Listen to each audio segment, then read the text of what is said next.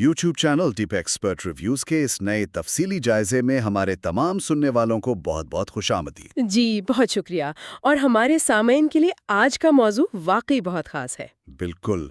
आज की हमारी गुफ्तगू तारीख और मजहब के एक ऐसे बाब पर है जिसने दुनिया का नक्शा ही बदल कर रख दिया। और इसके लिए आज हम जिस किताब की गहराई में जा रहे हैं उसका नाम है इस्लाम अ शॉर्ट हिस्ट्री। जी हाँ, जिसकी मुसन्निफा कैरन आर्मस्ट्रॉन्ग हैं। हमारे वो सामईन जो तारीख के मौज़ूआत में दिलचस्पी रखते हैं वो इस नाम से बखूबी वाकिफ होंगे। असल में कैरन आर्मस्ट्रॉन्ग दुनिया की सफ़े अव्वल की मजहबी स्कॉलर मानी जाती हैं और उनकी अपनी ज़िंदगी का सफ़र बहुत हैरानकुन है। हाँ, मैं पढ़ रहा था कि वो 7 साल तक एक ईसाई राहबा यानी नन के तौर पर जिंदगी गुजार चुकी हैं। बिल्कुल। और आजकल वो लंदन में मुकीम हैं। उनकी ये किताब कोई रिवायती तारीख की किताब नहीं है, बल्कि ये इस बात पर रोशनी डालती है कि मजहब किस तरह माशरती तब्दीलियों का मुहर्रिक बनता है। सही। मगर इससे पहले कि हम किताब के सफ़ात में बाकायदा गोता जन हों, एक इंतहाई अहम और ज़रूरी वजाहती ऐलान करना लाजमी है। जी, ये बहुत ज़रूरी है। तो हमारे सुनने वालों की मालूमात के लिए ये ऑडियोज़ आर्टिफिशियल इंटेलिजेंस की मदद से तैयार की गई हैं, इसलिए इनमें तलफ़्फ़ुज़ और सिन्फ़ की कुछ गलतियां हो सकती हैं। ये ऑडियोज़ खालिसतन तालीमी मकासद के लिए बनाई गई हैं और इस पूरी गुफ्तगू में पैगंबर इस्लाम हज़रत मोहम्मद सल्लल्लाहु अलैहि वसल्लम के लिए मुकम्मल और दिली एहतराम मलहूज़ रखा गया है। ये तारुफ और वजाहत दोनों ही इस संजीदा गुफ्तगू के लिए बेहतरीन नुक्ता आगाज़ है। तो अगर हम इस तफसीली जायजे के बुनियादी मकसद की तरफ आएँ तो कैरन आर्मस्ट्रॉन्ग का सबसे ताकतवर इस्तदलाल ये है कि इस्लाम का आगाज सिर्फ एक रूहानी तजर्बे या तन्हाई की इबादत तक महदूद नहीं था। यानी ये सिर्फ चंद अकायद का मजमुआ नहीं था। बिल्कुल नहीं। किताब हमें बताती है कि ये तारीख के धारे को मोड़ने की एक जबरदस्त अमली जिद्दोजहद थी। ये एक ऐसे मुनसिफाना मुआशरे को कायम करने की तहरीक थी जहां ताकतवर के बजाय कमजोरों, गरीबों और बेसहारों का ख्याल रखा जाए। चले इसको समझते हैं, और इसके लिए हमें 7वीं सदी के मक्का का तस्वुर करना होगा। जी, मक्का का पस मंज़र समझे बगैर हम इस पैगाम को नहीं समझ सकते। किताब का ये हिस्सा पढ़कर मैं वाकई हैरान रह गया कि मक्का उस वक्त कोई मामूली सहराई बस्ती नहीं थी, बल्कि बैनुल अक़वामी तिजारत का एक बहुत बड़ा मरकज था। कुरैश के तिजारती काफिले यमन से शाम तक जा रहे थे और वो बेतहाशा दौलत कमा रहे थे। लेकिन इस बेरहम सरमायादाराना निज़ाम यानी कट थ्रोट कैपिटलिज्म में एक बहुत बड़ी माशरती कीमत चुकाई जा रही थी। असल में पुराने वक्तों में सहरा का कानून था कि कबीले के कमज़ोर अफराद और यतीमों बेवाओं की देखभाल की जाएगी। मगर अब हर कोई सिर्फ अपना मुनाफा देख रहा था। माल और दौलत की इस अंधी होश ने पुराने अखलाकी उसूलों को तबाह कर दिया था। और माशरे में एक अजीब सी बेचैनी और शदीद अदम मसावात फैल चुकी थी। बिल्कुल। और मुसन्निफा इस पस मंज़र को इतनी खूबसूरती से बयान करती हैं कि हमें समझ आता है कि पैगंबर इस्लाम इस बढ़ती हुई अदम मसावात पर किस कदर परेशान थे। जी, वो उसी बेचैनी के आलम में तन्हाई में गौर व फिक्र करने गारे हिरा जाया करते थे। और फिर 610 ईस्वी में रमज़ान के महीने में वो अजीम वाक़या पेश आया। पहली वही का नुज़ूल। बिल्कुल, उन्हें पहली वही मौसूल हुई। यहाँ किताब एक बहुत अहम और गहरा नुक्ता उठाती है कि कुरान जिसके लफ्ज़ी माने पढ़ने या रिसाइटेशन के हैं, अरबों के लिए कोई बिल्कुल नया या अजनबी मजहब लेकर नहीं आया था। तो फिर ये क्या था? मतलब आर्मस्ट्रॉन्ग के मुताबिक इसका असल पैगाम क्या था? आर्मस्ट्रॉन्ग के मुताबिक ये तो दरअसल हज़रत इब्राहीम, हज़रत मूसा और हज़रत ईसा के उन्हीं पुराने और खालिस अकायद की याद दहानी थी। और इसका असल हदफ समाजी इंसाफ था। जी हाँ, इस पैगाम का मकसद दौलत को चंद हाथों में जमा होने से रोकना, उसे माशरे में बांटना और सबसे कमज़ोर तबके को इज्जत देना था। इसी समाजी इंसाफ के हवाले से मुझे किताब का वो हिस्सा बहुत दिलचस्प लगा जहां नमाज के तसव्वुर और उसकी नफ्सियात पर बात की गई है। ओह, वो बहुत ज़बरदस्त तज्ज़िया है। हम देखते हैं कि इस्लाम में दिन में कई बार ज़मीन पर माथा टेकने और सजदा करने का हुक्म दिया गया। हम आज इसे एक आम इबादत के तौर पर देखते हैं, लेकिन उस ज़माने के अरब माशरे में ये एक बहुत बड़ा झटका था। क्योंकि अरबों को तो ज़मीन पर झुकना सख्त नापसंद था। वो इसे मुकम्मल तौर पर गुलामी और ज़िल्लत की अलामत समझते थे। बिल्कुल। ایک آزاد اور بہادر عرب سردار کے لیے زمین پر ناک رگڑنا کسی صورت قابل قبول نہیں تھا۔ تو یہاں جو بات سب سے زیادہ دلچسپ ہے وہ یہ ہے کہ اس جسمانی عمل کے پیچھے چھپی حکمت کو اگر ہم اس وقت کے حالات سے جوڑیں تو روزانہ سجدہ کرنے کا یہ حکم دراصل مکہ کے لوگوں میں بڑھتے ہوئے غرور کو توڑنے کا ایک طریقہ تھا۔ قریش کے ان سرمایہ داروں میں جو تکبر اور خود غرضی تیزی سے جڑ پکڑ رہی تھی، اسے ختم کرنے کے لیے۔ جی، یہ ایک زبردست نفسیاتی اور جسمانی تربیت تھی۔ سجدہ انسان کو یاد دلاتا ہے کہ اس کی حیثیت خدا کے سامنے کچھ بھی نہیں ہے۔ اور جب انسان روزانہ کئی بار خود کو خدا کے سامنے حقیر محسوس کرتا ہے تو پھر وہ اپنے جیسے دوسرے انسانوں، خاص طور پر غریبوں پر تکبر نہیں کر سکتا۔ بالکل یہی بات ہے۔ یہ جسمانی عمل دراصل اس سماجی برابری کی عملی مشق تھی۔ یہ بات ہمیں قریش کے سرداروں جیسے ابو جہل اور ابو سفیان کی شدید مخالفت کی اصل وجہ تک لے جاتی ہے۔ عام طور پر تو یہ سمجھا جاتا ہے کہ وہ شاید صرف اپنے بتوں کی وجہ سے اسلام کے خلاف کھڑے ہوئے تھے۔ ہاں، لیکن جب میں نے آرمسٹرانگ کا تجزیہ پڑھا تو ایک بالکل نئی تصویر سامنے آئی۔ ان سرداروں کو سب سے بڑا خطرہ آخرت اور روز قیامت کے تصور سے تھا۔ ان کا ماننا تھا کہ موت کے بعد سب ختم ہو جاتا ہے۔ لیکن جب یہ نیا پیغام آیا کہ قیامت کے دن ان کی بے پناہ دولت، ان کا قبیلہ اور ان کا معاشرتی رتبہ ان کے کسی کام نہیں آئے گا، اور ان سے ان کے مال کے استعمال اور غریبوں کے حقوق کے بارے میں حساب لیا جائے گا، تو ان کے پیروں تلے زمین نکل گئی۔ انہیں اپنے بتوں سے زیادہ اپنی دولت اور سماجی طاقت کے چھن جانے کا ڈر تھا۔ اور تاریخ گواہ ہے کہ جب بھی مراد یافتہ طبقے کے مفادات پر ضرب پڑتی ہے تو ان کا رد عمل انتہائی ظالمانہ ہوتا ہے۔ قریش نے بھی اس نئے پیغام کو کچلنے کے لیے مسلمانوں پر ظلم کے پہاڑ توڑ دیے۔ ان کا معاشی اور سماجی بائیکاٹ کیا گیا۔ صورتحال اس قدر سنگین ہو گئی کہ 619 عیسوی میں اسی بائیکاٹ کے باعث ہونے والی تکالیف کی وجہ سے پیغمبر اسلام کی محبوب بیوی حضرت خدیجہ اور ان کے سرپرست چچا ابو طالب وفات پا گئے۔ مکہ میں مسلمانوں کی زندگیاں مستقل خطرے میں تھیں، اور اسی جبر کے نتیجے میں 622 عیسوی میں مکہ سے مدینہ کی طرف ہجرت کا وہ تاریخی فیصلہ کیا گیا۔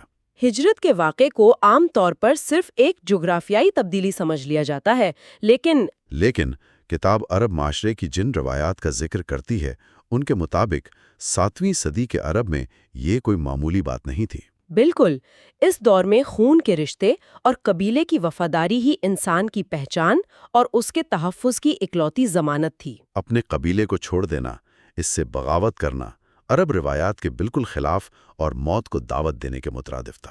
لیکن مسلمانوں نے ایک نظریے کی خاطر اپنی خون کے رشتوں کو پیچھے چھوڑ دیا، اور ہجرت کا سب سے انقلابی پہلو یہی تھا، جس کے نتیجے میں امت کا ایک نیا اور بے مثال تصور ابھر کر سامنے آیا۔ جی، عرب کی تاریخ میں پہلی بار خون اور نسل کے بجائے ایک نظریے کی بنیاد پر ایک سپر ٹرائب قائم ہوئی۔ ایک سپر ٹرائب، یہ واقعی بہت طاقتور تصور ہے۔ اس نئی کمیونٹی کا خاکہ مدینہ کے اس مشہور معاہدے میں نظر آتا ہے، جس میں مسلمان، مدینہ کے یہودی قبائل اور یہاں تک کہ کچھ مشرکین بھی شامل تھے۔ یہ سب خون کے بجائے ایک معاہدے کی بنیاد پر ایک دوسرے کے اتحادی بنے۔ ایک ایسے معاشرے میں جہاں انسان کی پوری قیمت اس کے قبیلے سے طے ہوتی تھی، وہاں ایک نظریاتی ریاست کا قیام ایک حیران کن سیاسی پیش رفت تھی۔ اور مدینہ پہنچنے کے بعد اس نئی کمیونٹی کا مرکز مسجد بنی۔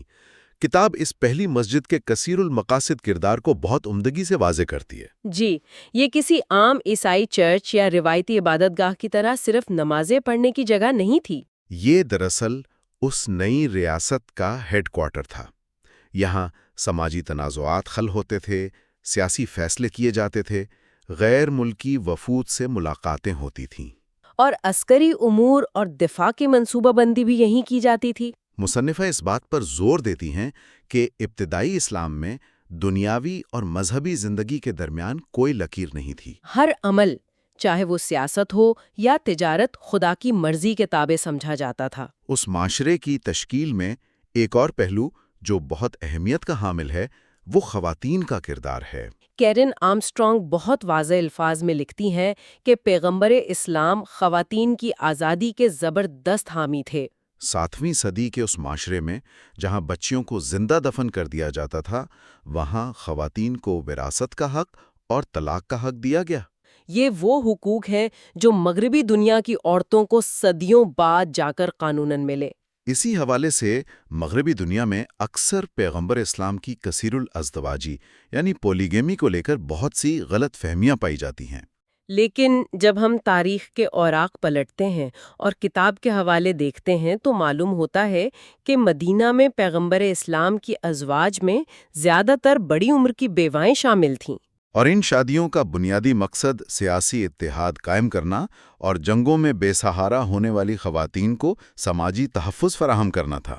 بالکل، اور ازواج مطہرات کوئی خاموش تماشائی نہیں تھیں، وہ مدینہ کی عوامی زندگی میں بھرپور اور فعال کردار ادا کرتی تھیں۔ مجھے حضرت سلمہ کا وہ مشہور واقعہ یاد آ رہا ہے جہاں ان کے ایک دانش مندانہ مشورے نے حدیبیہ کے موقع پر ایک بہت بڑے بحران کو ٹال دیا تھا۔ جی، وہ باقاعدہ مشورے دیتی تھیں اور فیصلہ سازی میں ان کی رائے کی بہت اہمیت تھی۔ مدینہ کی زندگی میں ایک اور اہم موڑ تب آیا جب مدینہ کے یہودی قبائل کے ساتھ تعلقات میں کشیدگی پیدا ہوئی۔ شروع میں مسلمانوں کو بجا طور پر یہ امید تھی کہ یہودی ان کے پیغام کو بآسانی قبول کر لیں گے کیونکہ ان کے عقائد میں بہت سی مماثلت تھی۔ لیکن جب ایسا نہیں ہوا تو 624 عیسوی میں قبلہ کا رخ یروشلم سے مکہ کی طرف موڑ دیا گیا۔ مصنفہ اس واقعے کو ایک بہت بڑے سیاسی اور روحانی اعلان کے طور پر پیش کرتی ہیں۔ میں بھی کتاب کے اس حصے پر رک گئی تھی۔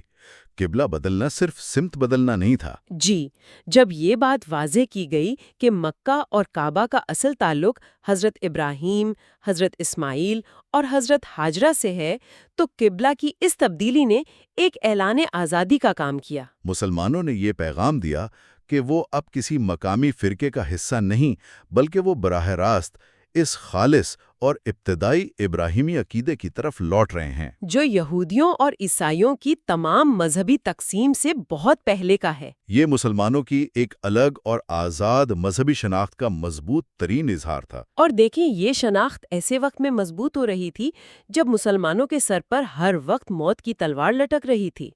مکہ کے مشرکین اس نئی تحریک کو مکمل طور پر ختم کرنے کا ارادہ کر چکے تھے۔ یہ وہ دور تھا جب مسلمانوں کو اپنی بقا کے لیے بدر، احد اور خندق جیسی فیصلہ کن جنگیں لڑنا پڑیں۔ مصنفہ بہت تفصیل سے بتاتی ہیں کہ یہ کوئی روایتی تنازعات نہیں تھے، بلکہ یہ مسلمانوں کے وجود کو مٹانے کی کوششیں تھیں۔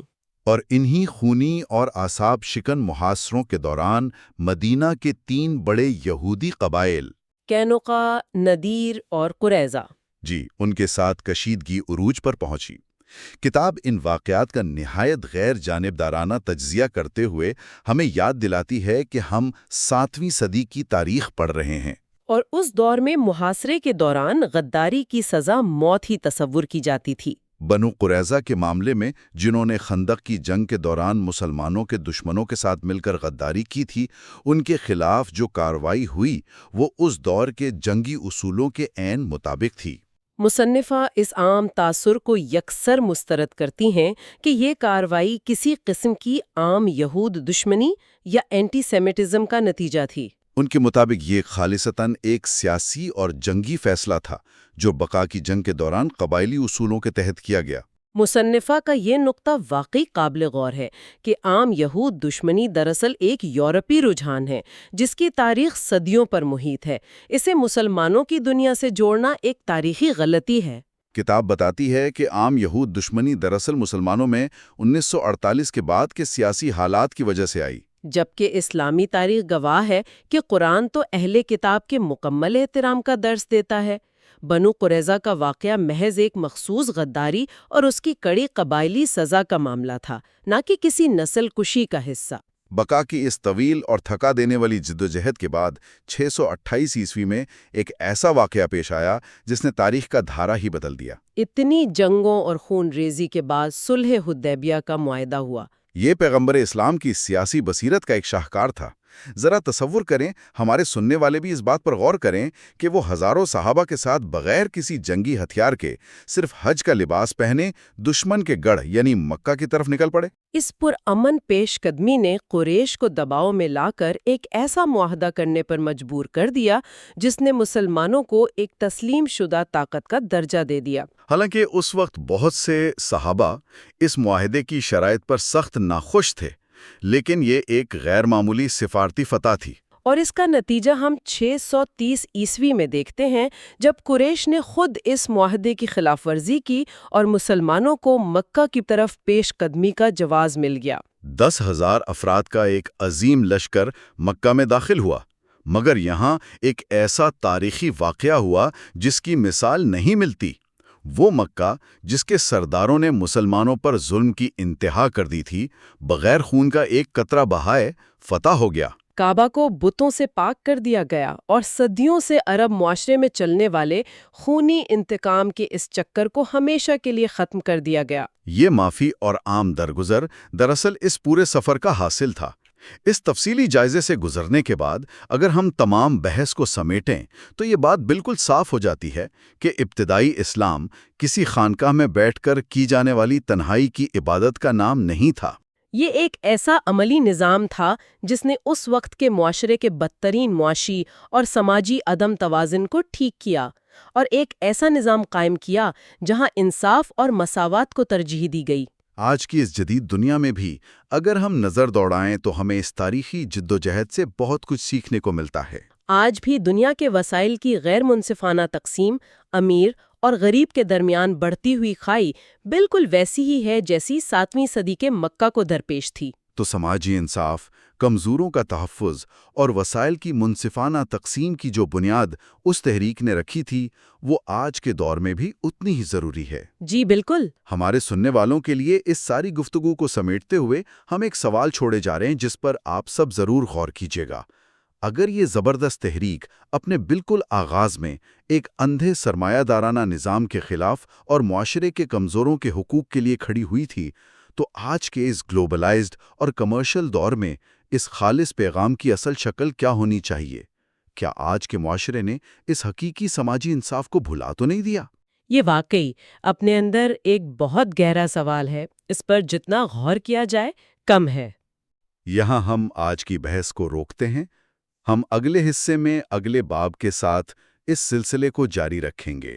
آج کے اس گہرے مطالعے میں ہم تاریخ کی ان پرتوں کو کھنگالنے والے ہیں جن کا تعلق ہمارے ماضی کے ایک انتہائی اہم، حساس اور عظیم الشان دور سے ہے۔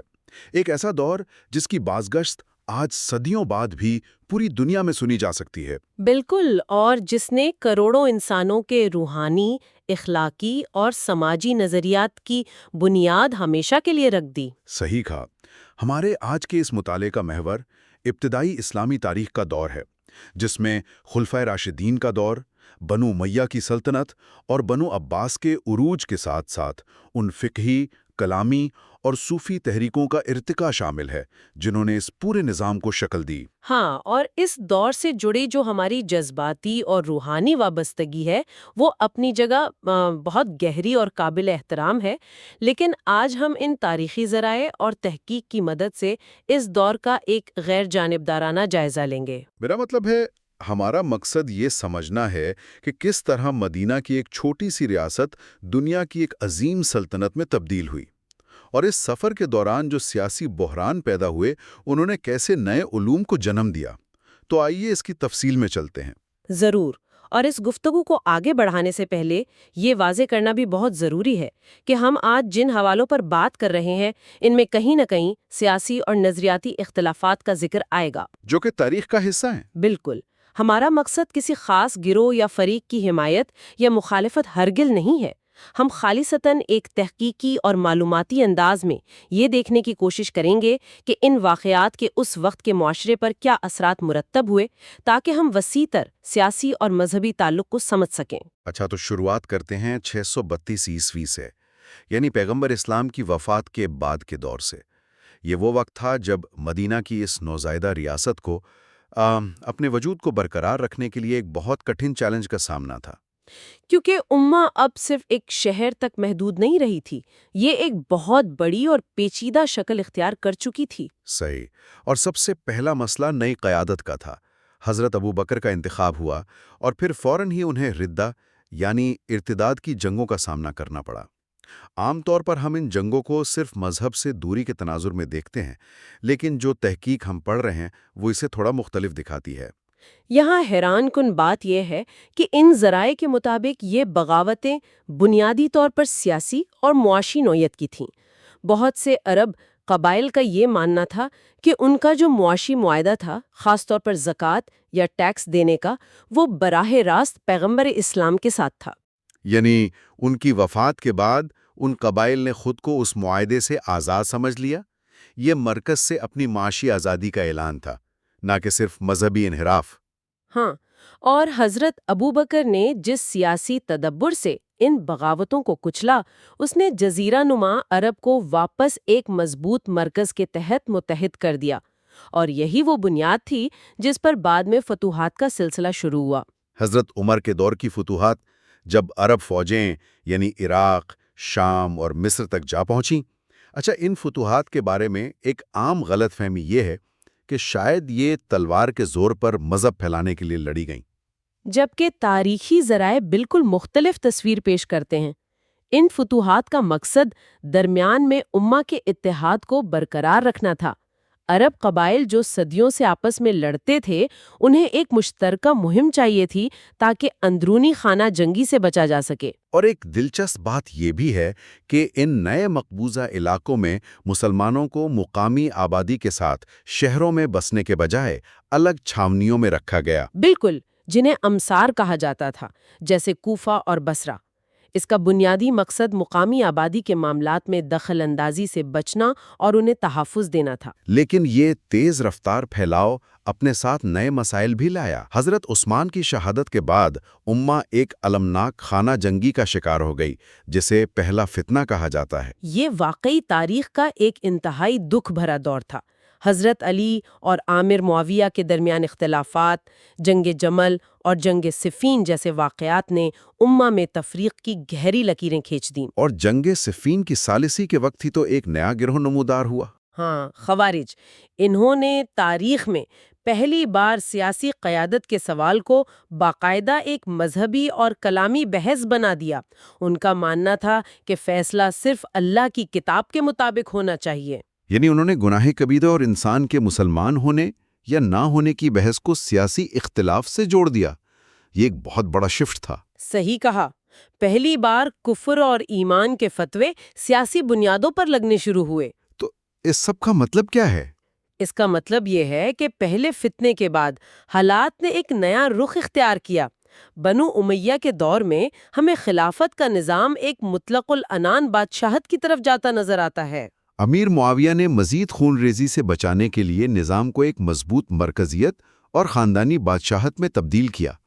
گو کہ یہ بات قرآنی مساوات اور عرب روایت کے خلاف تھی۔ لیکن اس وقت کی وسیع و عریض زرعی معیشت کو ڈھیر ہونے سے بچانے کے لیے شاید یہ ایک عملی ضرورت بن چکی تھی، مگر یہ عملی ضرورت مذہبی اقدار سے ٹکرا رہی تھی، اور یہی وجہ ہے کہ ہمیں ثنائے کربلا جیسا المناک واقعہ دیکھنے کو ملتا ہے۔ حضرت امام حسین کی جد و جہد اصل میں انہی اعلیٰ مذہبی اقدار کو بچانے کے لیے تھی، جس نے تاریخ پر ہمیشہ کے لیے گہرے نقوش چھوڑ دیے۔ اور اسی دور میں عبداللہ بن زبیر کی بغاوت بھی نظر آتی ہے۔ بالکل، جو پرانی روحانی اور اسلامی روایت کو واپس لانے کی کوشش تھی، لیکن پھر خلیفہ عبد الملک کے دور میں آ کر بنو امیہ کو مکمل استحکام نصیب ہوا۔ ہاں، جہاں انہوں نے عربی زبان نافذ کی، اسلامی سکے جاری کیے اور یروشلم میں ڈوم آف دا راک یعنی قبۃ الصخرہ تعمیر کیا۔ اور یہ ڈوم آف دا راک صرف ایک خوبصورت تعمیر نہیں تھی، اس کی ہندساتی ساخت دراصل انسانی اور الہامی دنیا کے توازن کو ظاہر کرتی تھی۔ یہ فن تعمیر کے ذریعے توحید کا اظہار تھا اور بیزنطینی سلطنت کو ایک پیغام بھی کہ اسلام اب ایک عالمی طاقت بن چکا ہے، اور اسی طاقت کے نتیجے میں مسلمان یورپ کی طرف بڑھے۔ 732 عیسوی میں جنگ پورٹیئرز لڑی گئی۔ ہاں، یہ بڑا مزے کا واقعہ ہے۔ مغربی تاریخ میں اس جنگ کو انتہائی اہم سمجھا جاتا ہے، جیسے انہوں نے یورپ کو بچا لیا ہو، لیکن مسلمان مورخین کے ہاں اس کا کوئی خاص ذکر نہیں ملتا۔ کیونکہ مسلمانوں کو اس سرد موسم والے یورپ میں کوئی معاشی کشش یا دلچسپی نظر ہی نہیں آتی تھی۔ صحیح، ان کے لیے یہ صرف ایک سرحدی جھڑپ تھی۔ اچھا، تھوڑا واپس داخلی حالات کی طرف آتے ہیں۔ بنو امیہ کے محلات کی شاہانہ زندگی دیکھ کر عوام میں آہستہ آہستہ بے چینی پھیل رہی تھی۔ لوگ یہ سوال اٹھا رہے تھے کہ کیا یہ سب اسلامی اصولوں کے مطابق ہے؟ اور یہی وہ وقت تھا جب نئی مذہبی بیداری اور مختلف مکاتب فکر ابھرنا شروع ہوئے، جیسے قادریہ۔ بالکل۔ حسن بصری جیسی شخصیت نے انسان کے آزاد ارادے یعنی فری ول کا تصور پیش کیا تاکہ حکمرانوں کا ان کے اعمال پر احتساب کیا جا سکے۔ اور اس کے مخالف مرجیہ تھے، جنہوں نے کہا کہ انسان کے اعمال کا فیصلہ اللہ پر چھوڑ دینا چاہیے، یعنی اسے مؤخر کر دینا چاہیے۔ یہ رویہ حکمرانوں کے لیے کافی فائدہ مند ثابت ہوا۔ اور اسی عوامی بے چینی اور مذہبی فکر کے درمیان مساجد کے صحن میں فقہ کا آغاز ہوتا ہے۔ میں سمجھتا ہوں یہ تاریخ کا انتہائی دلچسپ حصہ ہے، جہاں امام ابو حنیفہ جیسی ہستیوں نے عام لوگوں کے روزمرہ مسائل کو احادیث اور قرآن کی روشنی میں حل کرنا شروع کیا۔ یہ نظام اوپر سے نہیں بلکہ عوام کے اندر سے ابھر رہا تھا، ایک متوازی قانونی نظام بن رہا تھا۔ پھر آتا ہے عباسد انقلاب۔ بنو امیہ کے خلاف عوامی غصے کا فائدہ اٹھا کر اہل بیت کی محبت اور مساوات کے نام پر عباسد اقتدار میں آئے۔ لیکن انہوں نے بھی جلدی ساسانی طرز کی مطلق العنان حکومت قائم کر لی۔ بغداد کا گول شہر بنایا گیا جہاں خلیفہ کا محل بالکل مرکز میں تھا اور عوام باہر۔ مگر یہ دور، خاص طور پر ہارون الرشید کا دور، علمی اور ثقافتی لحاظ سے ایک سنہری دور تھا۔ اگر ہم اسے وسیع تر تناظر میں دیکھیں تو واقعی عباسی دور علمی ترقی کا عروج تھا۔ یونانی اور سریانی فلسفے اور طب کے تراجم ہوئے، بیت الحکمہ قائم ہوا، مسلمانوں نے سائنس اور فلسفے میں تاریخ سال ترقیاں کیں، اور فقہ کے میدان میں بھی باقاعدہ تدوین ہوئی۔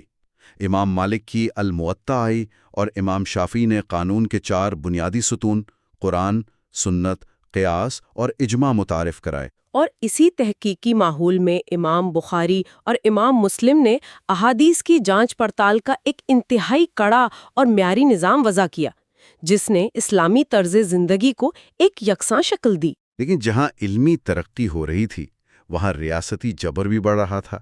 خلیفہ مامون الراشد کے دور میں محنہ یعنی آزمائش کا سلسلہ شروع ہوا۔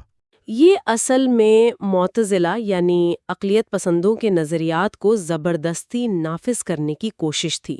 ریاست نے فیصلہ کیا کہ قرآن کو مخلوق ماننے کا عقیدہ سب پر لاگو ہوگا، اور جو اس سے انکار کرتا اس پر جبر کیا جاتا۔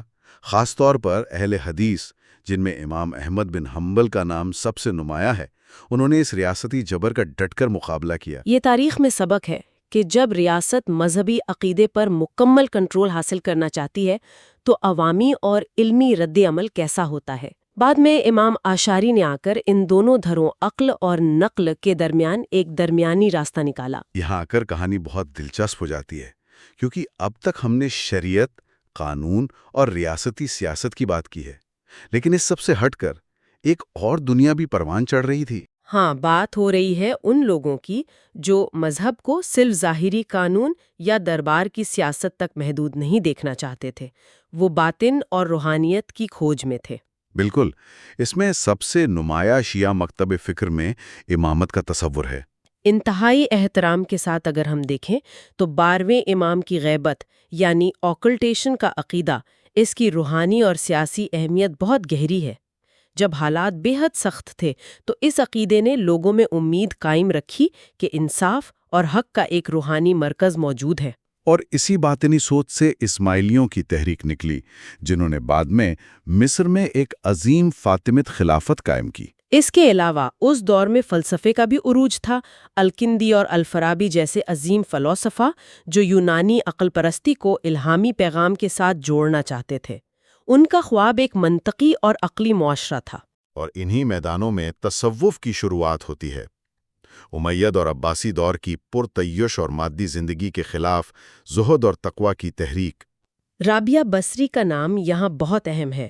انہوں نے عشق الہی کا واضح تصور پیش کیا کہ عبادت صرف جنت کے شوق یا جہنم کے خوف سے نہیں بلکہ خالص خدا کی محبت میں ہونی چاہیے۔ اور یہی محبت جب آگے بڑھتی ہے تو بایزید بسطامی کا فنا کا تصور سامنے آتا ہے، اپنی ذات کو خدا کی مرضی میں مٹا دینا۔ لیکن پھر منصور الحلاج کا وہ جذباتی نعرہ انا الحق بھی تو سامنے آیا، جس نے قدامت پسند علماء اور صوفیاء کے درمیان ایک شدید تصادم پیدا کر دیا۔ حالات یہاں تک خراب ہوئے کہ حلاج کو اپنی جان سے ہاتھ دھونا پڑا۔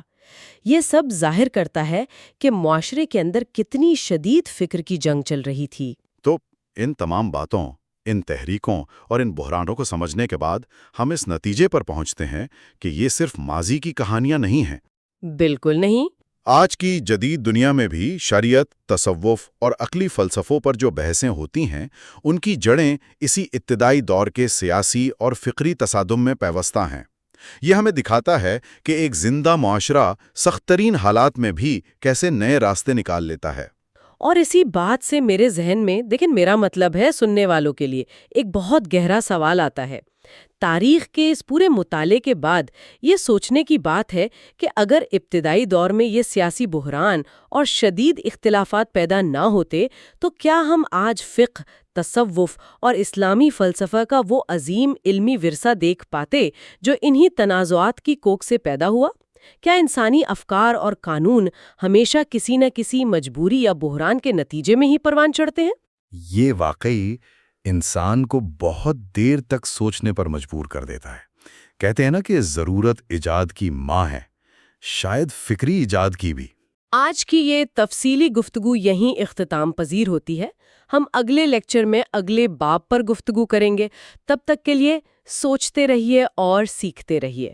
آج کی اس تحقیقی نشست کا آغاز ہم مذہبی عقائد اور تاریخی واقعات کے انتہائی احترام کے ساتھ کرتے ہیں۔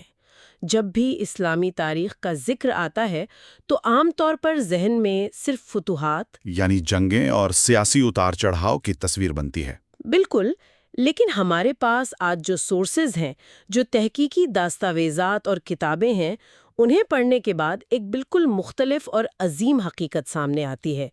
یہ تاریخ صرف فتوحات کی نہیں ہے، یہ روحانیت، علم، فلسفے اور انسانی ادراک کی ایک انتہائی خوبصورت داستان ہے۔ اور میرا خیال ہے کہ اس تحقیق کا مقصد بھی یہی ہے۔ ہم یہ سمجھنے کی کوشش کر رہے ہیں کہ 10ویں صدی کے بعد جب اسلامی دنیا ایک مرکزی سیاسی اکائی، میرا مطلب ہے خلافت، کے طور پر کمزور ہوئی تو اس نے کس طرح ایک نئے ثقافتی اور روحانی عروج کو جنم دیا۔ ہاں، اور پھر یہی عروج آگے چل کر 3 عظیم سلطنتوں کی بنیاد کیسے بنا، یہ سمجھنا بہت ضروری ہے۔ صحیح کہا۔ اور اس پوری کہانی میں جو سب سے دلچسپ سبق چھپا ہے وہ انسانی فطرت کی لچک ہے۔ عام طور پر ہوتا یہ ہے کہ جب کسی بھی معاشرے میں سیاسی ڈھانچہ بکھرتا ہے، مرکزی حکومت ٹوٹتی ہے تو لوگ مایوسی کا شکار ہو جاتے ہیں، معاشرہ تنزیلی کی طرف چلا جاتا ہے۔ جی، لیکن اس دور میں بالکل اس کے الٹ ہوا۔ مرکزی طاقت کے کمزور ہونے کے باوجود انسانی امید اور روحانیت نے نئے راستے تراشے۔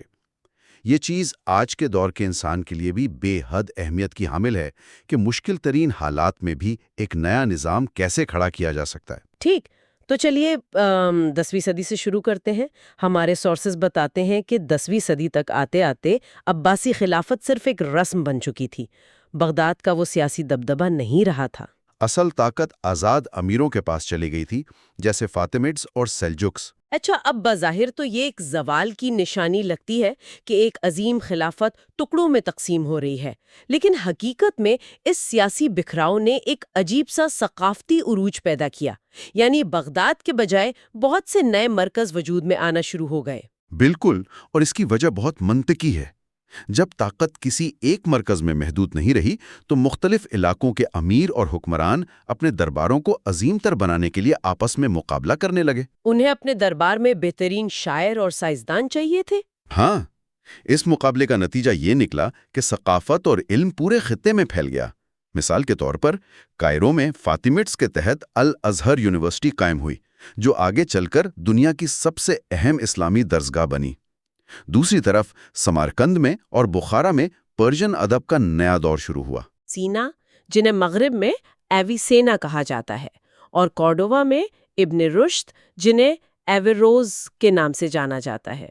इन दोनों शख्सियात ने जो काम किया उसने आने वाली सदियों तक दुनिया को मुतासर किया। हमारे नोट्स वाजे करते हैं कि इब्न सीना ने अक्ल और रूहानियत को आपस में जोड़ा। उनका मानना था कि एक नबी दरअसल एक मिसाली फलसफा होता है जिसकी बसीरत किसी भी आम मंतिकी सोच से कहीं ज्यादा बुलंद होती है। और इब्न रुश्द का किरदार भी इस हवाले से बहुत अहम है। मगरिब में इब्न रुश्द को अंधी अकीदत के खिलाफ एक आज़ाद सोच और अक़लियत यानी रैशनलिज्म की अलामत समझा जाता है। लेकिन दिलचस्प बात यह है कि वो खुद एक बाअमल और अजीम काजी थे। उनका ये पुख्ता यकीन था कि मजहब और फलसफे में कोई तसादुम नहीं है। सही। अगर अक़ल किसी ऐसी सच्चाई तक पहुंचती है जो बज़ाहिर मजहब से अलग लगती है, तो इसका मतलब ये नहीं कि मजहब गलत है। इसका मतलब ये है कि हमें मजहबी मतन को और गहराई से समझने और उसकी तावील करने की ज़रूरत है। अच्छा, यहाँ मेरे जहन में एक सवाल आता है। ये सब अक़ली और फलसफियाना बातें तो दरबारों और पढ़े लिखे लोगों तक महदूद थीं। जब सियासत अमीरों और फौजियों के हाथ में चली गई तो आम लोगों की जिंदगी का क्या हो रहा था? ये एक बहुत अहम पहलू है। मेरा मतलब है मुआशरा को जोड़कर कौन रख रहा था, क्योंकि सोर्सेस से तो यही पता चलता है कि फौजी अमीर आपस में जंगों में मसरूफ थे।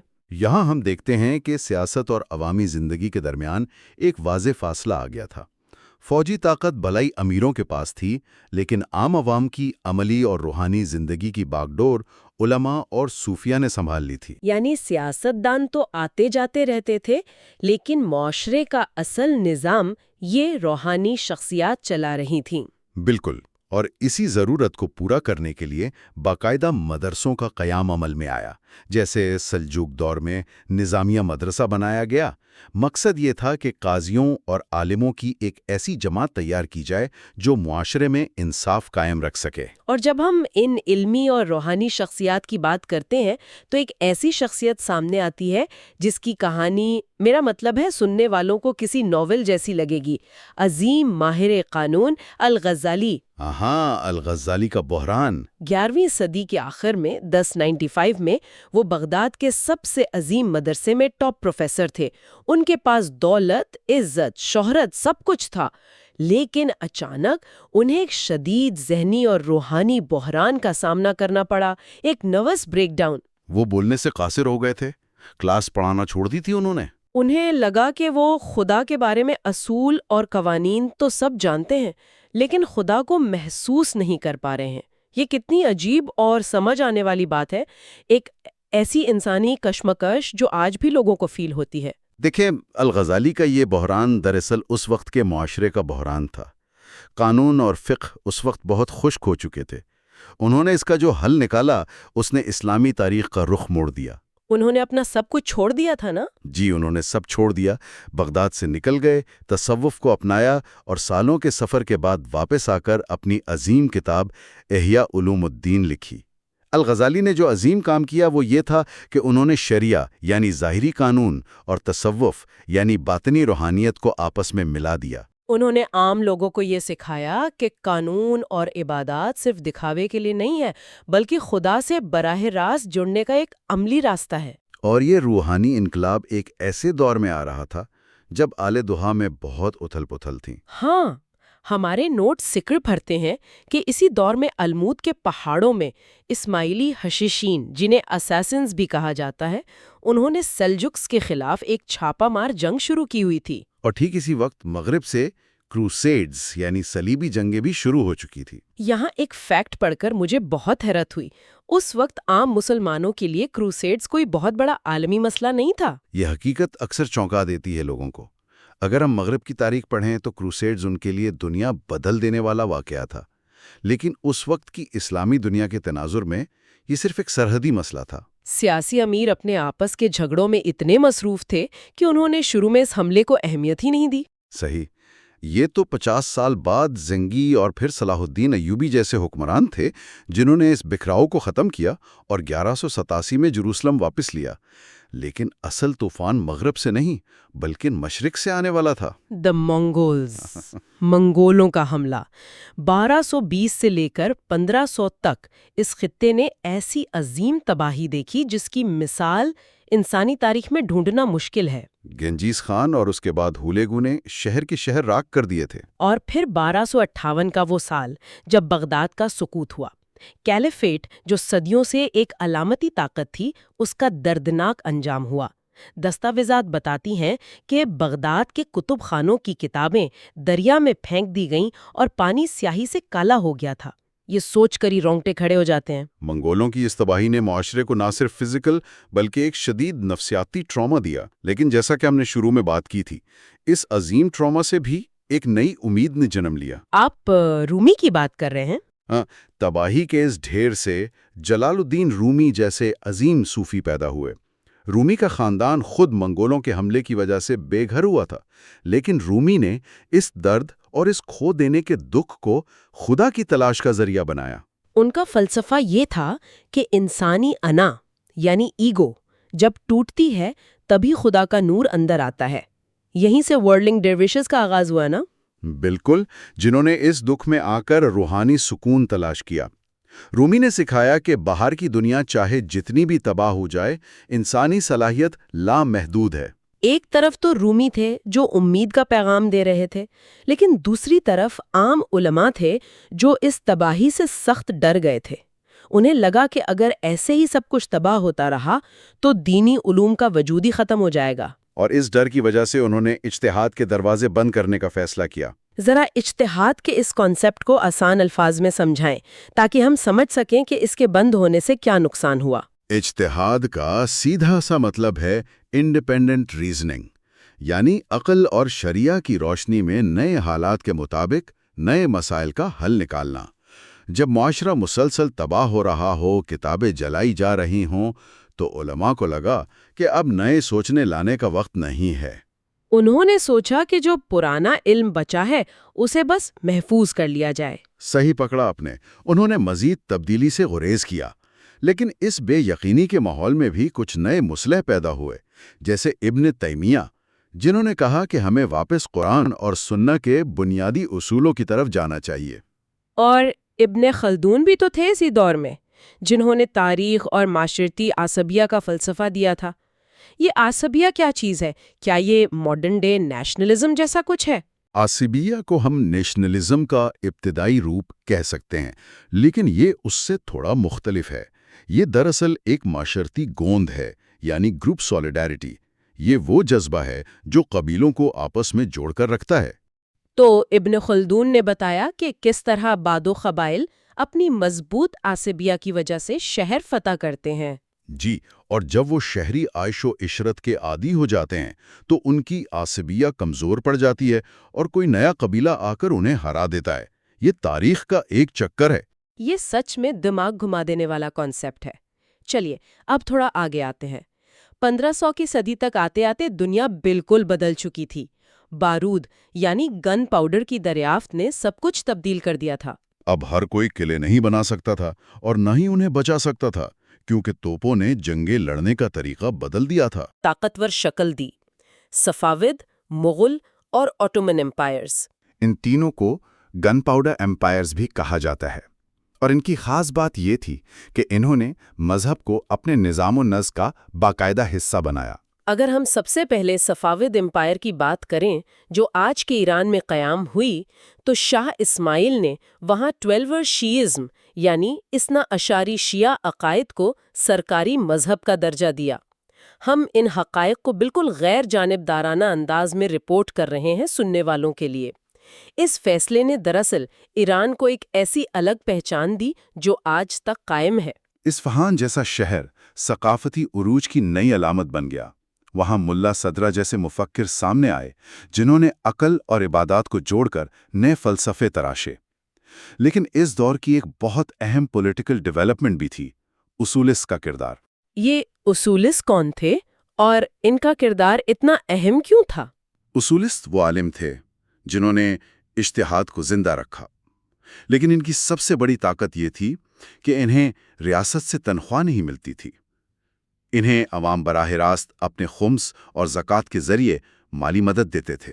اس مالی خود مختاری کا نتیجہ یہ نکلا کہ یہ علماء بادشاہوں کی محتاجی سے آزاد تھے۔ بالکل، وہ ریاست کی غلط پالیسی پر آزادی سے تنقید کر سکتے تھے، اور یہی وہ آزاد روح تھی جس نے صدیوں بعد ایران میں آنے والے انقلاب کی بنیاد رکھی۔ یہ تو واقعی آگے چل کر اہم ثابت ہوا۔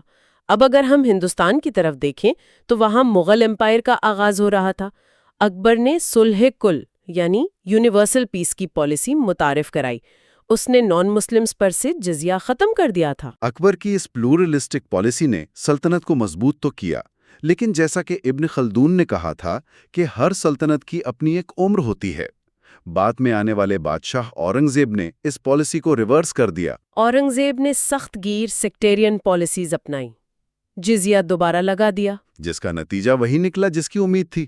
عوام میں بغاوت پیدا ہوئی، سکھس اور مراٹھاز نے ریولٹ شروع کر دیے، جس کی وجہ سے ہندوستان کی عصبیت ٹوٹ گئی اور مغل سلطنت کمزور ہو گئی۔ اور اسی دوران ایک تیسری طاقت بھی تھی، آٹومن امپائر یعنی عثمانیہ سلطنت۔ 1453 میں محمد دی کانکرر نے کانسٹینٹینوپل فتح کیا۔ پھر سلیمان دی میگنیفیسنٹ کے دور میں یہ سلطنت اپنے عروج پر پہنچی، لیکن ان کا نظام و نسق باقی دونوں سے مختلف تھا، ہے نا؟ جی، آٹومنز نے شریعہ کو سرکاری قانون بنایا اور قادیس کو باقاعدہ سرکاری عہدے دے دیے۔ شروع میں یہ بہترین لگا، لیکن جب مذہبی رہنما ریاست کا ملازم بن جائے تو اس کی آزادی ختم ہو جاتی ہے۔ ٹھیک، کیونکہ اگر تنخواہ بادشاہ دے رہا ہے تو آپ اس کے فیصلوں کے خلاف کیسے کھڑے ہو سکتے ہیں؟ یہی مسئلہ ہوا۔ وقت کے ساتھ آٹومن علماء ریاست کے محتاج ہو گئے۔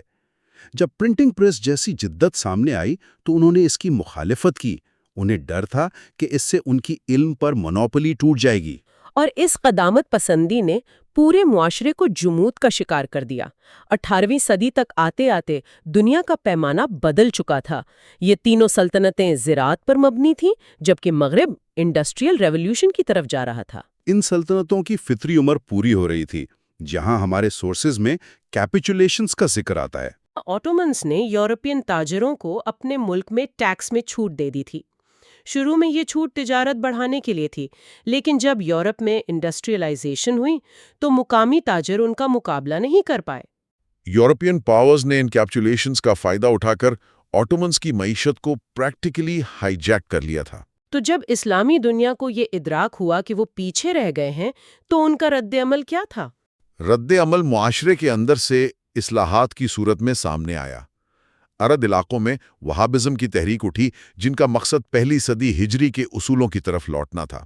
دوسری طرف نارتھ افریقہ میں نیو صوفیزم کا عروج ہوا، جیسے ابن ادریس کی تحریک۔ انہوں نے عوام کو براہ راست عبادات سے جوڑنے کی کوشش کی، کیونکہ علماء تو اسٹیٹ کے تابع ہو چکے تھے۔ ان تحریکوں کا مقصد عوام کو بیدار کرنا تھا۔ بالکل۔ آج کے اس پورے سفر کو اگر ہم سمیٹے تو ہم نے دیکھا کہ کس طرح اسلامی دنیا نے 10ویں صدی کی بکھری ہوئی سیاست سے لے کر منگولوں کی تباہی تک اور پھر 3 عظیم گن پاؤڈر ایمپائرز کی شکل میں بار بار خود کو نئے سرے سے تراشا۔ یہ سفر انسانی بے بسی کا نہیں بلکہ روحانی طاقت اور انسانی امید کا ثبوت ہے۔ جب بھی سیاست نے ساتھ چھوڑا، روحانیت اور علمی اداروں نے معاشرے کو تھام لیا۔ لیکن 18ویں صدی کے آخر میں آ کر جب مغرب کی اس نئے انڈسٹریل روپ سے ان کا سامنا ہوا تو آنے والے مسائل اور مسلمانوں کا رد عمل ایک نہایت وسیع موضوع بن جاتا ہے۔ اور اس کہانی کو مکمل سمجھنا ضروری ہے۔ اس لیے جیسا کہ اس تحقیق کا مقصد ہے، اگلے لیکچر میں ہم اگلے چیپٹر پر تفصیلی گفتگو کریں گے تاکہ اس سفر کے آنے والے مراحل کو صحیح معنوں میں سمجھا جا سکے۔ بہترین۔ اور اس نشست کو ختم کرنے سے پہلے سننے والوں کے لیے ایک آخری خیال چھوڑ جاتے ہیں۔ اگر 10ویں صدی میں ایک مرکزی طاقت کے ٹوٹنے سے دنیا کو الغزالی، ابن سینا اور رومی جیسے عظیم مفکر مل سکتے ہیں، تو کیا آج کے دور میں دنیا کا بکھراؤ اور مختلف حصوں میں تقسیم ہونا کسی نئے اور عظیم انسانی انقلاب کا بیج تو نہیں بو رہا؟ یہ ایک ایسا سوال ہے جس پر غور کرنا بنتا ہے۔ ملاقات ہوتی ہے اگلے حصے میں۔ سب سننے والوں کو خوش آمدید۔ آج کے اس تفصیلی جائزے میں ہم ایک بہت ہی حساس مگر بے حد ضروری موضوع پر بات کرنے والے ہیں، یعنی ہم تاریخ کے اس دور میں جھانکیں گے جب اسلامی دنیا کا سامنا پہلی بار مغربی جدیدیت سے ہوا۔ بالکل، اور شروع میں ہی یہ واضح کرنا بہت اہم ہے کہ ہم اسلام کی جو ایک عظیم الشان روحانی اور تاریخی وراثت ہے اس کا دلی احترام کرتے ہیں۔ ہمارا مقصد کسی خاص نظریے کی حمایت نہیں ہے، بلکہ صرف ان تاریخی نوٹس اور اقتباسات کا غیر جانبدارانہ جائزہ لینا ہے۔ بالکل درست کہا آپ نے، ہم صرف ان حقائق کو رپورٹ کر رہے ہیں تاکہ تاریخ، عالمی سیاست اور مذہب کے اس الجھے ہوئے رشتے کو سمجھا جا سکے۔ اچھا چلیں اس بات کو تھوڑا کھولتے ہیں۔ 1750 سے لے کر سال 2000 کے درمیان جو کچھ ہوا وہ کوئی معمولی بات نہیں تھی۔ جی، وہ ایک مکمل تہذیبی صدمہ تھا، اور دیکھیں اس صدمے کی شدت کو سمجھنے کے لیے ہمیں پہلے خود مغرب کے سفر کو دیکھنا ہوگا۔ جو بات سب سے زیادہ قابل غور ہے وہ یہ ہے کہ مغرب کا یہ عروج راتوں رات نہیں ہوا۔ ہاں، وہ ایک لمبا عمل تھا۔ جی بالکل، یورپ کو ایک روایتی زرعی معیشت سے نکل کر سائنسی اور صنعتی انقلاب تک پہنچنے میں پورے 300 سال لگے۔ ان 3 صدیوں میں انہوں نے آہستہ آہستہ اپنے تجربات اور غلطیوں سے سیکھ کر اپنے جمہوری اور سیکولر ڈھانچے کھڑے کیے۔ یعنی وہ سب کچھ ان کی اپنی شرائط پر تھا، ان کی اپنی فطری رفتار سے۔ 100% وہ ایک خود مختار عمل تھا، لیکن جب یہی جدیدیت بحری جہازوں پر سوار ہو کر مشرق پہنچی تو صورتحال بالکل مختلف تھی۔ یہاں بات واقعی بہت دلچسپ ہو جاتی ہے، کیونکہ نوآبادیاتی طاقتوں نے کولونیلزم کے ذریعے اسلامی دنیا کو جس تیزی سے اور زبردستی جدید بنانے کی کوشش کی وہ واقعی ہولناک تھا۔ اس زبردستی کی کوئی ایک آدھ مثال تو ہے نہیں، پوری تاریخ بھری پڑی ہے۔ بالکل، ذرا ہم 18ویں صدی کے آخر میں بنگال کی حالت پر ہی غور کر لیں۔ برطانوی تاجروں نے وہاں کی صدیوں سے قائم مقامی کپڑے کی صنعت کو ایسے تباہ کیا کہ وہ انتہائی خوشحال علاقہ جس کا مال دنیا بھر میں بکتا تھا، محض برطانیہ کی فیکٹریوں کے لیے خام مال پیدا کرنے والا ایک کھیت بن کر رہ گیا۔ یہ کلاسک مثال ہے معاشی استحصال کی۔ اور پھر اگر ہم عسکری اور ثقافتی پہلو دیکھیں تو 1798 میں مصر پر نیپولین کا حملہ، وہ تو ایک بہت ہی حیران کن واقعہ تھا۔ جی وہ کوئی عام فوجی حملہ تھوڑی تھا۔ نیپولین اپنے ساتھ صرف توپیں نہیں لایا تھا، وہ سائنسدانوں کی ایک پوری ٹیم، ماہرین اور ایک پرنٹنگ پریس بھی لے کر آیا تھا۔ مطلب جنگ کے میدان میں اپنی پوری PR ٹیم اور تھنک ٹینک ساتھ لے کر آنا۔ بالکل، اور یہ اسلامی دنیا کے لیے مغرب کی طرف سے پہلا بڑا ثقافتی اور عسکری صدمہ تھا۔ یورپ کے لیے جو ماڈرنٹی فخر تھی، مشرق کے لیے وہ ایک زبردستی تھوپا گیا نظام بن گئی۔ نتیجہ کیا نکلا؟ ایک شدید نفسیاتی الجھن اور شناخت کا بحران۔ شہروں کے جغرافیے تک بدل گئے تھے۔ ہاں، شہر 2 حصوں میں بٹ گئے۔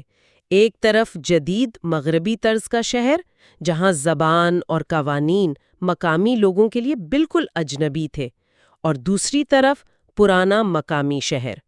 مقامی لوگ اپنے ہی وطن میں اپنی ہی گلیوں میں اجنبی ہو کر رہ گئے۔ یہ جو احساس بیگانگی ہے نا، یہ واقعی بہت تکلیف دہ چیز ہے، لیکن یہاں ایک ایسا پہلو بھی سامنے آتا ہے جو عام طور پر چھپ جاتا ہے۔ وہ کون سا؟ وہ یہ کہ شروع میں جب یہ مغربی جدیدیت آئی تو بہت سے مسلمان دانشوروں نے اس سے نفرت نہیں کی۔ ہاں، یہ بات واقعی غور طلب ہے۔ وہ تو اس سے محصول ہوئے تھے۔ مثال کے طور پر مصر کے رفاع التحتاوی کو دیکھ لیں۔ جب وہ پیرس گئے تو وہاں کی سڑکوں اور تعلیم سے اتنے متاثر ہوئے کہ انہیں لگا جیسے یہ اسلام ہی کی کھوئی ہوئی کوئی شکل ہے۔ اور بر صغیر میں سید احمد خان کی کوششیں، جنہوں نے علی گڑھ کی بنیاد رکھی۔ بالکل، انہوں نے مسلمانوں کے لیے سائنس اور انگریزی کی تعلیم کے ساتھ ساتھ اپنی اسلامی روایات کو جوڑنے کی زبردست کوشش کی۔ وہ اس جدید دنیا کا حصہ بننا چاہتے تھے۔ اگر ہم اسے بڑی تصویر کے ساتھ جوڑیں تو یہ مثبت رد عمل بتاتا ہے کہ ابتدا میں سیکھنے کی خواہش موجود تھی، لیکن المیہ یہ ہوا کہ یہ درمیانی راستہ چل نہیں سکا۔ اصل تباہی تب آئی جب کچھ مقامی مسلم حکمرانوں نے خود ہی اس مغربی جدیدیت کو انتہائی ظالمانہ طریقے سے نافذ کرنا شروع کیا۔ یعنی بیرونی آقاؤں سے بھی زیادہ سخت رویہ اپنایا گیا۔ جی، ہم مصر کے محمد علی پاشا کی ہی مثال لے لیتے ہیں۔ اس نے ملک کو جدید بنانے کی دھن میں کسانوں سے اس قدر جبری مشقت لی کہ کسان خوف کے مارے خود کو اندھا کر لیتے تھے تاکہ فوج اور ریاست کی اس بے رحم مشینری سے بچ سکیں، اور اس نے علماء کی جائیدادیں تک ضبط کر لیں۔ کسانوں کا خود کو اندھا کر لینا واقعی رونگٹے کھڑے کر دینے والا ہے۔ یہ کس قسم کی جدیدیت تھی اور ترکی میں مصطفیٰ کمال آتا ترک کا دور بھی کچھ ایسا ہی تھا۔ بالکل، انہوں نے راتوں رات مدرسے بند کر دیے اور لوگوں کو زبردستی مغربی ہیڈ اور لباس پہننے پر مجبور کیا۔ اور ایران میں رضا شاہ پہلوی نے تو ظلم کی حدیں ہی پار کر دیں۔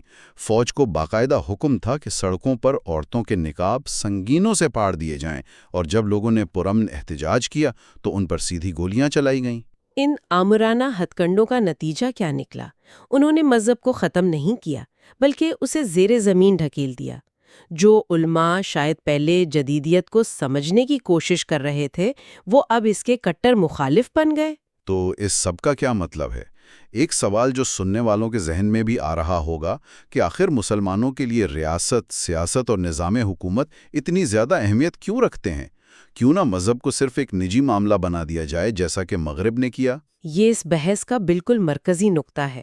دیکھیں، عیسائیت کی تاریخ میں یہ تصور تھا کہ خدا کی بادشاہت اس دنیا کی نہیں ہے، لیکن اسلام میں شروع سے ہی ایک منصفانہ اور مساوی معاشرے کا قیام مذہب کا ایک بنیادی حصہ رہا ہے۔ یعنی معاشرتی انصاف ایک الہی فریضہ مانا گیا ہے۔ بالکل، اسی لیے ایک جدید اسلامی ریاست کا قیام 20ویں صدی کا سب سے بڑا چیلنج بن گیا۔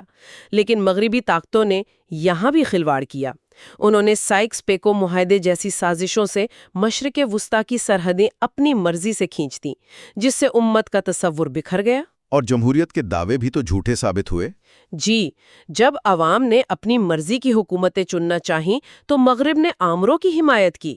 ایران میں شاہ کی حمایت یا مصر کی مثالیں سب کے سامنے ہیں۔ پاکستان کی مثال بھی تو بہت دلچسپ اور پیچیدہ ہے۔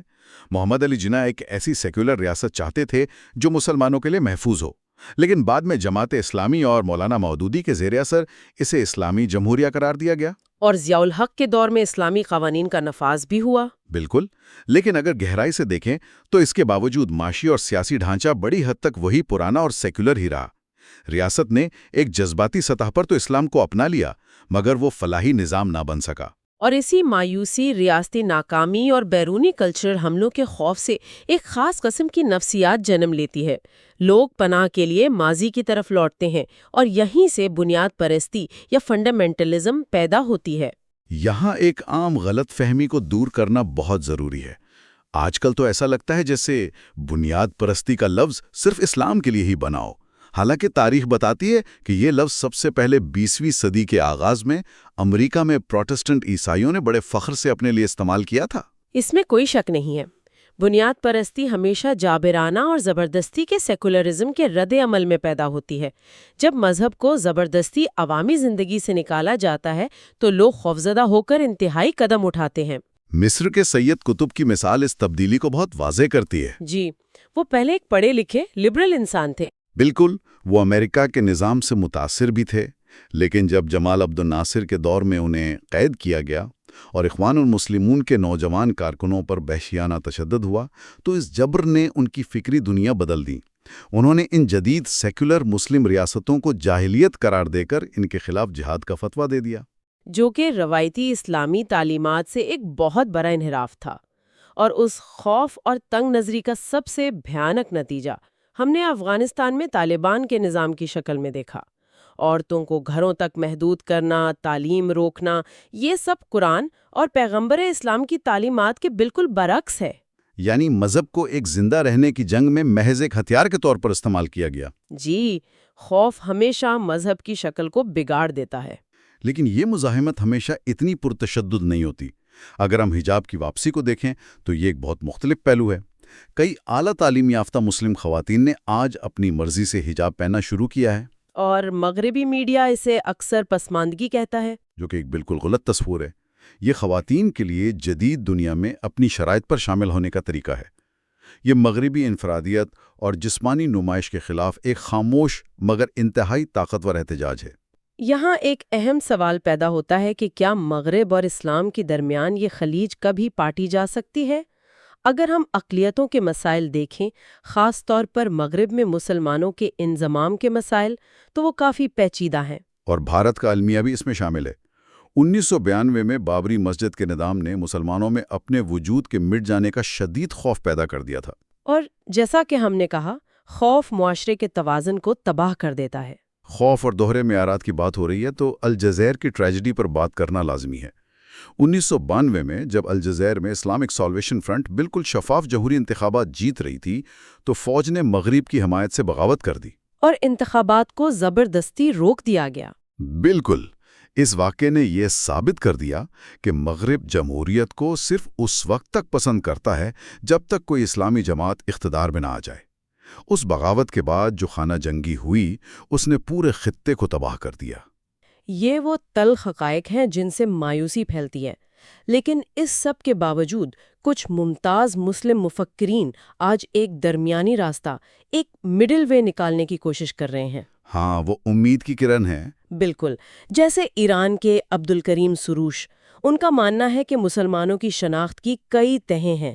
وہ اسلامی روایت کے ساتھ جدید سائنس اور انسانی حقوق کو جوڑنے کی بات کرتے ہیں۔ اور تیونس کے راشد الغنوشی اور علامہ یوسف القرضاوی کا بھی تو یہی موقف ہے۔